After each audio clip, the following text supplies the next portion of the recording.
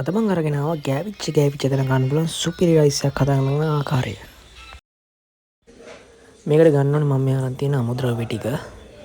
මේ විදිහට ගන්න ඕනේ ගෝමල් ගන්න ඕනේ, අල ගන්න ඕනේ, ලූණු ගන්න ඕනේ, කැරට් ලීක්ස් ඒ ටික ගන්න ඕනේ. මුලින්ම අල ටික බෙද ගන්න ඕනේ.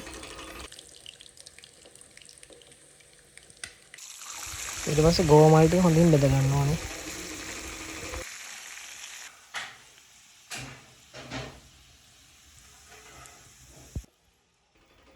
ඊට පස්සේ ලුණු ටිකයි සුදු ලුණු ටිකයි සෝසේජ් ටිකයි කරවිංච ටිකයි බෙද ගන්න ඕනේ. මේ ටික හොඳින් බෙදගත්තට පස්සේ මේ වගේ ඔක්කොම එකට අඩු කර ගන්න ඕනේ.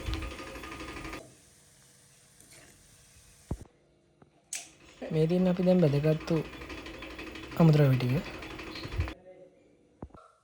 දැන් තමයි අපි රයිස් එක හදන්න යන්නේ. අපි තෙලට දාගන්නවා සුදු ලුණු ටිකයි කරවිංච ටිකයි රම්ප ටිකයි. කැරට් ටිකයි ගෝව ටිකත් ඒකම අපි එකතු කර ගන්නවා.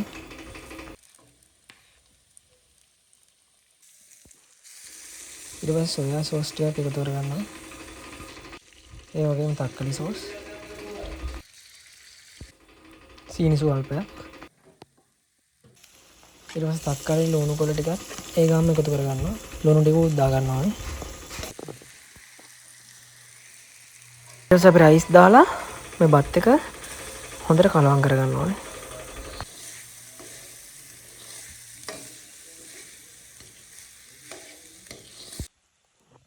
අපි කලින් බෙදගත්ත අමුද්‍රව්‍ය ටික දැන් එකතු කර ගන්න ඕනේ. එකතු කරගෙන හොඳින් කලවම් කරගන්න මේ බත් එක.